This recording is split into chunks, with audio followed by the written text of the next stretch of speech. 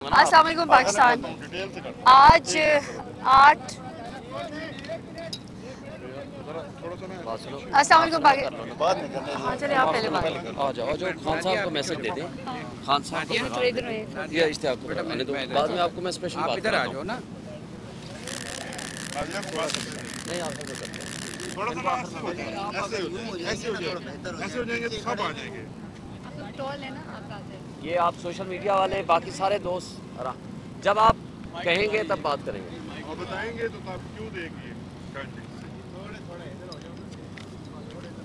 हाँ माइक लगा लें बस ठीक ये पीछे हम भी खड़े हैं आप अकेले में खड़े होगा ऐसे ना साथ कोई बात नहीं कोई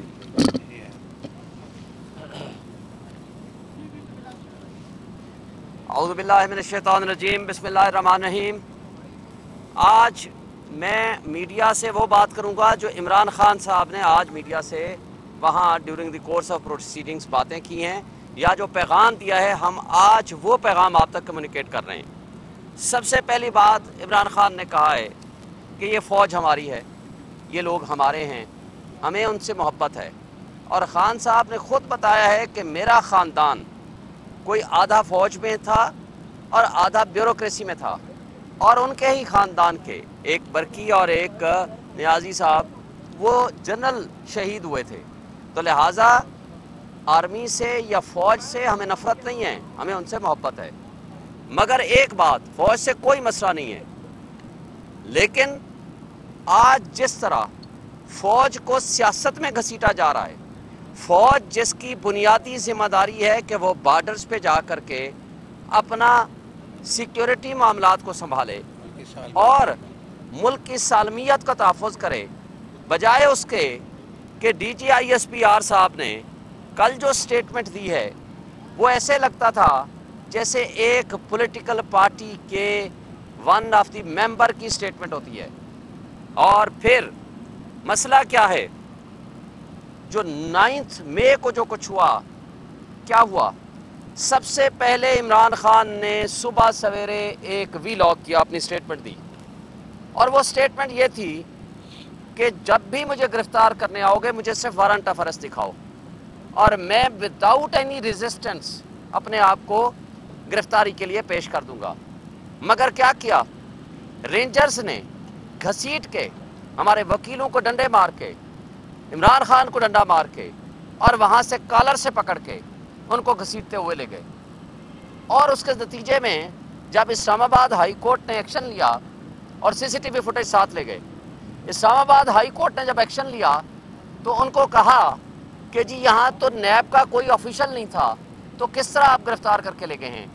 तो आकर कहा उन्होंने, नैब ने, कि जी हमने चिट्ठी लिखी थी सेक्रेटरी इंटीरियर को और उसको कहा था कि तुम रेंजर्स के ज़रिए या किसी भी ज़रिए से इसको एग्जीक्यूट करा दो। मगर जब सेक्रेटरी इंटीरियर उस वक्त के आए तो उसने कहा हमारे तक ये चिट्ठी पहुंची नहीं। तो सवाल ये पैदा होता है कि जब इमरान खान ने कहा था कि मैं विदाउट रेजिस्टेंस मैं आपको गिरफ्तारी दूंगा, मुझे वारंट ऑफ अरेस्ट दिखाएं, क्यों नहीं दिखाया?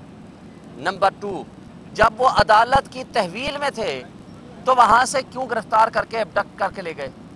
नंबर 3, क्या रेंजर्स को या SSG कमांडोज जो लोग भी थे उनको ख्वाब आया था, किसने भेजा था कि इमरान खान को गिरफ्तार करो? नंबर 4, जब ये गिरफ्तारी होती है तो उसके एक दिन के अंदर अंदर 10,000 हमारा वर्कर कैसे गिरफ्तार होता है? और उसके बाद क्या होता है? हमारे 16 से ज़ायद अफराद शहीद होते हैं, हमारे लोगों की तरफ से कोई एक गोली नहीं चली। एहतजाज करना उनका हक था, एहतजाज किया। और आपने देखा हमजा कैंप हो, GHQ हो, कोर कमांडर हाउस हो या जिस जगह पे भी है, उन्होंने कहा जी CCTV फुटेजेस ख़राब हो गई। और हमने पहले दिन से मुतालबा किया था कि आप इसका जुडिशल कमीशन बनाओ, आप ट्रू सेंस में इसको डिटरमिन करो।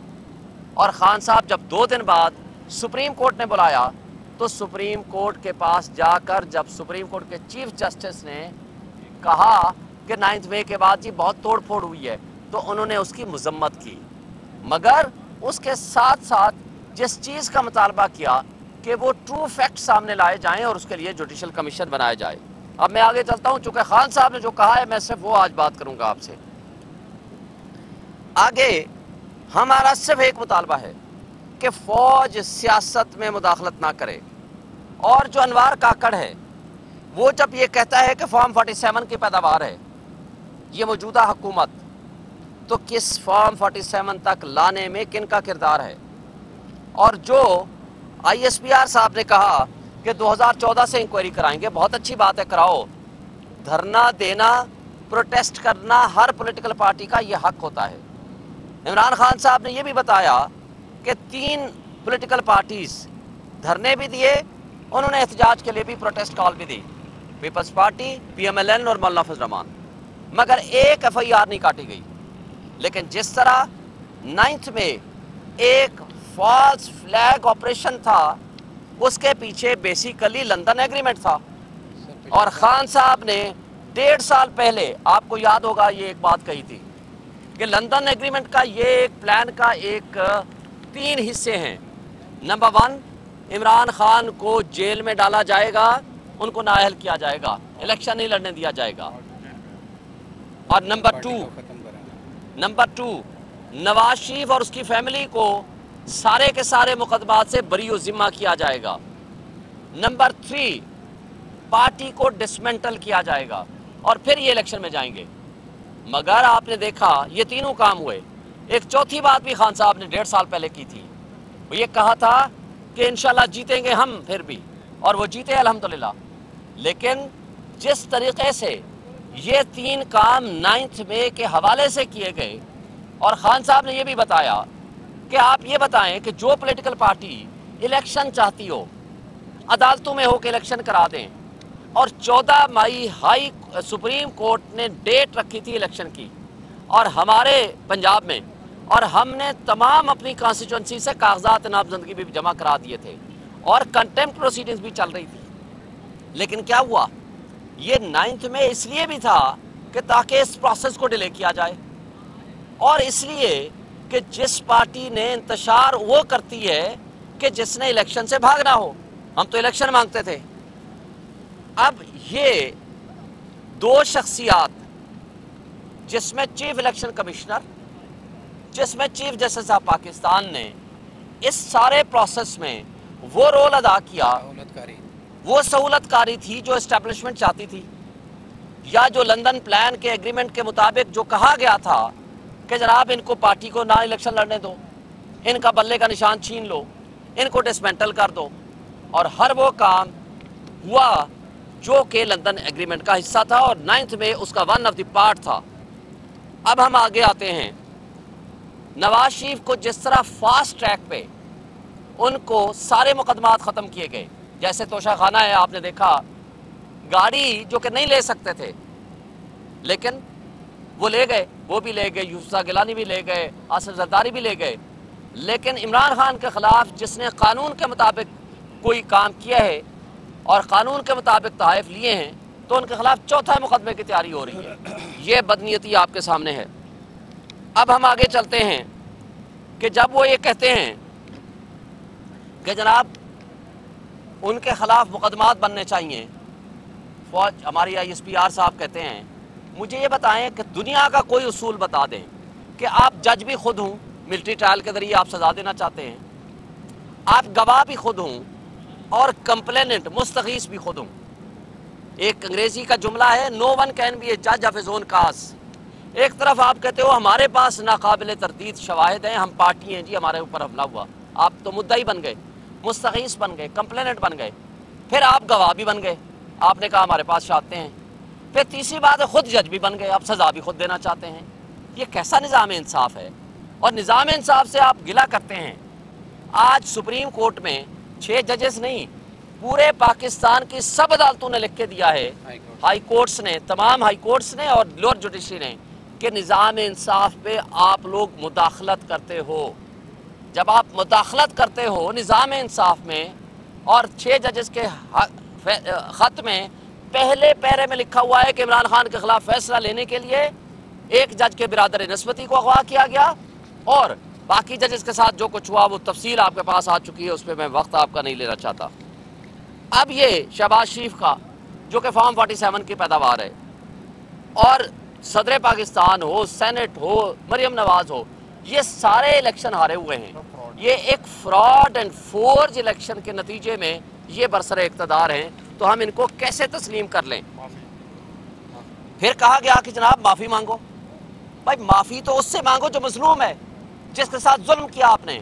सैकड़ों की तादाद में, हज़ारों की तादाद में हमारे लोगों को आपने उठाया, तशद्दुद किया, जेलों में डाला, नाजायज़ उनकी फैमिली को हरासा किया, घर तोड़े। और आज भी आप देखेंगे 9 मई के हवाले से हमारे वकीलों पे तशद्दुद हो रहा है लाहौर में। हम उसकी शदीद मज़म्मत करते हैं। आज इस्लामाबाद में, पूरे पंजाब में हमारे कई वर्कर्स को रात छापे मारे गए और कुछ को गिरफ्तार कर लिया गया।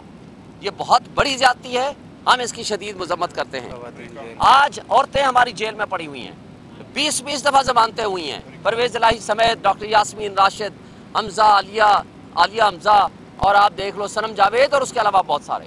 लेकिन अदालतों की जमानतों के बावजूद उनको छुटकारा नहीं मिल रहा।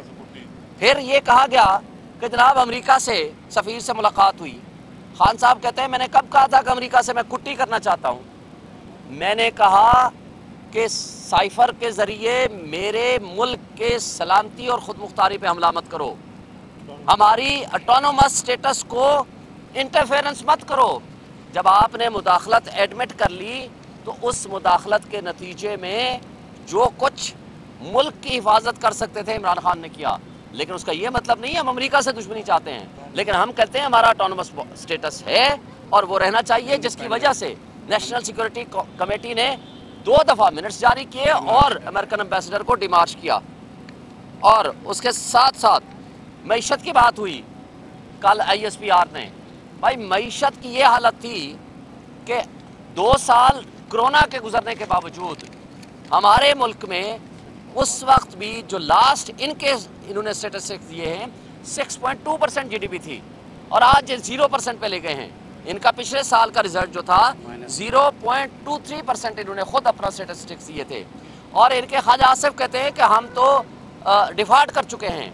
वेयर एज हमारे ज़माने में ये तमाम इंटरनेशनल जो एजेंसीज थी उन्होंने कहा 0 से 5% चांस ऑफ डिफॉल्ट था। लिहाजा हमने मुल्क की मईशत को बेहतर किया, और आपने जो पिछले 1.5 साल में ये रिजीम चेंज ऑपरेशन कराया और उसके नतीजे में जो कुछ मईशत की तबाही हुई, जो आज बेरोज़गारी बढ़ी है, आज आपकी इंडस्ट्री बंद हो गई है, आज आपका 22% सूद के ऊपर कोई करने को तैयार नहीं है अपनी इन्वेस्टमेंट आपका। अच्छा, फिर एक और बात खान साहब ने बड़ी अच्छी की कि पाकिस्तान बिजनेस काउंसिल ने कल जो स्टेटमेंट परसों जारी की है कि आपके मुल्क में इन्वेस्टर को एनवायरनमेंट दें। आपके मुल्क का इन्वेस्टर यहाँ से पैसा लेके जा रहा है और भाग रहा है, तो इसलिए जब तक ये इन्वेस्टमेंट आप अपने मुल्क के लोगों को तहफ़्फ़ुज़ नहीं देंगे तो बाहर से नहीं आएगी। बहुत शुक्रिया।